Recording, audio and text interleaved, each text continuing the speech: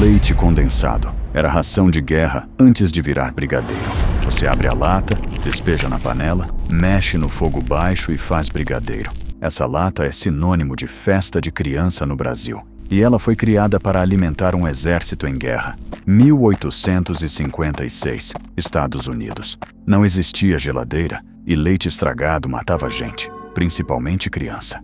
Um inventor chamado Gale Borden achou a saída: tirar boa parte da água no calor e jogar açúcar dentro. Durava meses fechado, sem gelo nenhum. A invenção ficou parada até estourar a Guerra Civil Americana em 1861. Aí, o Exército do Norte olhou para a latinha e viu o que precisava. Comida que não estraga, cabe na mochila e é pura energia. O governo encomendou aos montes como ração de campo. Quando a guerra acabou, os soldados voltaram para casa querendo mais daquela latinha doce. Em poucos anos, a ração de campo tinha virado produto de mercearia. Chegou ao Brasil em 1890 e aqui virou brigadeiro. O doce mais brasileiro que existe começou como ração de soldado. O próximo é o mais irônico da lista, porque a ideia saiu daqui. Café solúvel. O pedido saiu daqui, do Brasil. Uma colher no fundo da caneca, água quente, mexeu, pronto. Todo mundo acha que café solúvel é invenção suíça. O pedido saiu do Brasil, anos 30. O Brasil era o maior produtor de café do mundo e estava afogado no próprio sucesso. Produzia mais do que o planeta consumia, o preço despencou e o governo tomou uma decisão desesperada: queimar café. Teve trem rodando com café no lugar do carvão. Então, o governo brasileiro procurou uma empresa suíça com um pedido: inventem um jeito de conservar esse café. Um químico chamado Max Morgenthaler passou 7 anos tentando, e em 1938, o primeiro café solúvel do mundo foi lançado, na Suíça. E veio a Segunda Guerra. Um pó que vira café só com água quente, pesa quase nada e dura meses? Era o sonho de qualquer exército. Entrou nos alimentos de emergência dos soldados americanos, e a produção da fábrica de lá chegou a ir inteira para o exército. Agora a parte que dói. O Brasil, o país que teve a ideia, só recebeu café solúvel aqui dentro em 1953. 15 anos depois. Da lata doce para o pó preto. O próximo saiu da cabeça de um homem que queria conquistar a Europa. Sardinha em lata. Napoleão pagou para inventarem isso. Vai lá no seu armário agora. Sério, para o vídeo e vai olhar. Sardinha, milho, ervilha, atum. Achou? Você está olhando para uma invenção militar. Fim do século XVIII. França. Napoleão Bonaparte tinha um problema que tática nenhuma resolvia: comida. Exército grande morre de fome antes de morrer de bala. A carne apodrecia, o pão embolorava e a campanha ruía sem ninguém disparar um tiro. O governo francês ofereceu um prêmio em dinheiro para quem inventasse um jeito de conservar alimento. Não era concurso de culinária, era necessidade de guerra. Quem levou foi um confeiteiro chamado Nicolas Appert. Ele descobriu que se você põe a comida num recipiente, fecha bem e ferve tudo junto, aquilo dura. Não sabia explicar por quê. Pasteur só ia descobrir os micróbios 50 anos depois. Do outro lado do canal, os ingleses trocaram o vidro por metal e nascia a lata. E aqui vem o detalhe que quase ninguém conta. A lata veio primeiro. O abridor só apareceu quase 50 anos depois. Durante décadas, o soldado abria a própria comida no facão, na baioneta, na pedra, no tiro. Aquela sardinha atravessou 2 séculos quase sem mudar. Ela existe porque os exércitos de Napoleão precisavam comer longe de casa. Napoleão resolveu a fome do exército dele. O próximo nasceu de uma fome pior, a que a guerra deixou para trás. Miojo nasceu da fome que a guerra deixou. 3 minutos de água fervendo e o jantar tá pronto. Miojo é comida de universitário, de fim de mês, de madrugada. E ele nasceu olhando para uma fila de gente com fome. Japão. Logo depois da Segunda Guerra, o país estava destruído. Comida racionada, mercado clandestino em cada esquina. Um homem chamado Momofuku Ando viu uma cena que não saiu mais da cabeça dele. Uma fila enorme, no frio, esperando por uma tigela de macarrão num barraco improvisado. Ando passou anos numa cabana no quintal atrás de um macarrão que não estragasse e que qualquer um preparasse sem cozinha. A resposta veio vendo a mulher dele fritar tempurá. Se você frita o macarrão, a água evapora e sobram furinhos na massa. Aí é só devolver a água quente depois. O macarrão renasce. Em 1958, o primeiro macarrão instantâneo do mundo foi vendido no Japão. E aqui eu preciso ser honesto. O miojo não foi criado para matar ninguém, nem para alimentar tropa. Ele foi criado por causa da fome que a guerra deixou. Guerra não termina quando o tiroteio para. Ela continua na barriga vazia por anos. 4 coisas da sua cozinha já passaram por uma guerra. Agora olha para os seus pés. O próximo é o mais brasileiro dessa lista. E o mais pesado. Borracha. Por ela, o Brasil esqueceu milhares de homens. Seu chinelo, o pneu do seu carro, a sola do seu tênis. Borracha. A coisa mais banal do mundo. E foi por causa dela que dezenas de milhares de brasileiros foram mandados para dentro da Amazônia e esquecidos lá.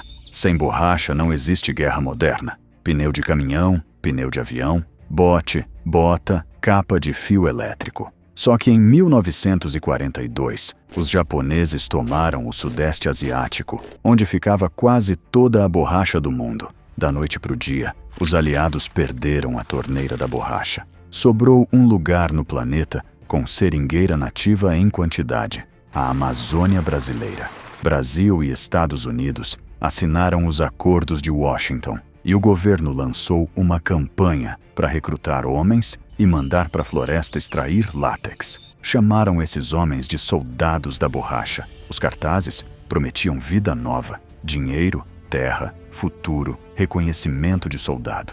E olha onde essa propaganda bateu mais forte. No Nordeste, que tinha acabado de ser arrasado por uma seca brutal. Homem sem chão, sem comida, sem saída. E aparece um cartaz dizendo que ele pode servir a pátria e voltar rico. As estimativas falam em algo entre 50 mil e 65 mil recrutados, a maioria nordestina.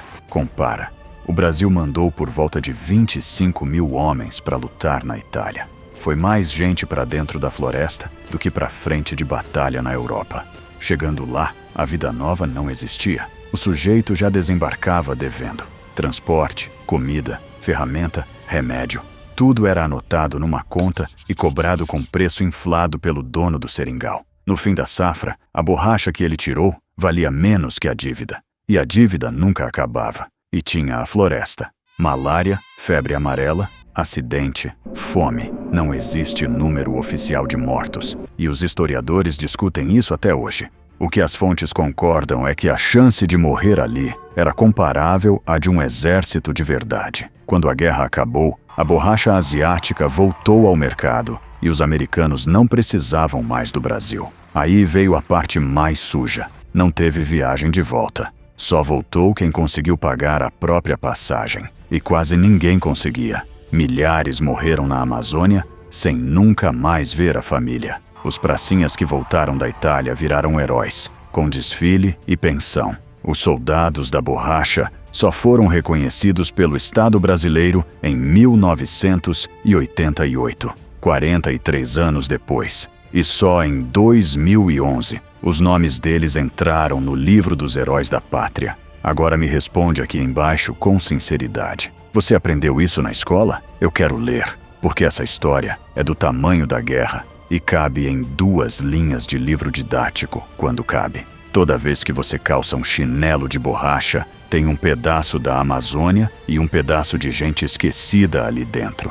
Da borracha nos seus pés pro próximo, o carro mais amado do Brasil, encomendado por um ditador. Fusca, o carro do povo, encomendado por um ditador.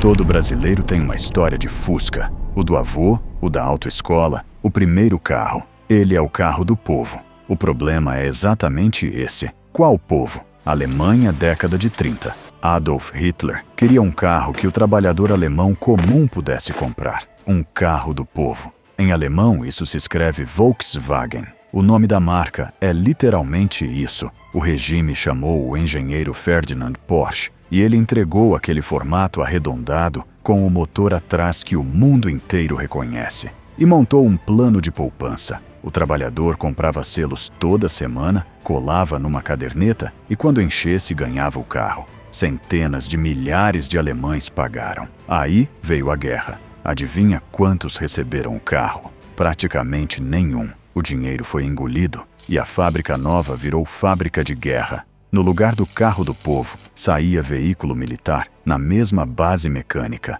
incluindo uma versão anfíbia que atravessava rio.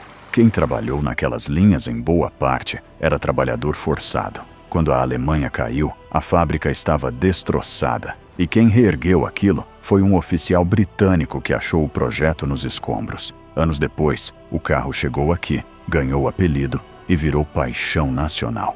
Que fique claro, o Fusca não tem culpa de nada, mas o berço dele é esse. O próximo chegou até você por causa de uma barra de chocolate no bolso de um engenheiro. Micro-ondas. Começou com um chocolate derretido no bolso. Prato lá dentro. Aperta o botão. Espera apitar. A coisa mais banal da cozinha. E ele existe porque um homem estava trabalhando num radar de guerra. Segunda Guerra Mundial. A grande corrida tecnológica daquele conflito não era só bomba, era radar. Quem enxergava o avião inimigo primeiro vencia. E o coração do radar era uma peça chamada magnetron, que gerava micro-ondas. Um engenheiro americano chamado Percy Spencer trabalhava com essas peças. Um dia, parado na frente de um magnetron ligado, ele sentiu algo estranho no bolso. A barra de chocolate que ele tinha guardado estava completamente derretida. Não amolecida, derretida. Qualquer um teria xingado e limpado a calça. Spencer parou e pensou. Foi buscar grãos de milho e colocou na frente do aparelho. O milho estourou e a pipoca voou pelo laboratório inteiro. A primeira comida preparada com micro-ondas na história do planeta foi pipoca. No dia seguinte, ele levou um ovo e o ovo explodiu na cara de um colega. Detalhe que continua verdadeiro na sua cozinha. Não põe ovo inteiro no micro-ondas. Aquele apito na sua cozinha é filho direto de uma máquina feita para caçar bombardeiro. E já que a gente está falando do que mantinha soldado vivo, o próximo combatia um inimigo que matava mais que bala. Inseticida. Foi feito para soldado não morrer de malária. Aquela latinha embaixo da sua pia. Você aperta e mata mosquito. No Brasil, com dengue todo ano, isso não é luxo. E aquela lata foi projetada para salvar a vida de soldado. Segunda Guerra, Teatro do Pacífico. Os americanos descobriram uma verdade dura na selva. O mosquito derrubava mais gente que o exército japonês. Soldado não morre só de tiro. Morre de febre, deitado numa barraca, tremendo.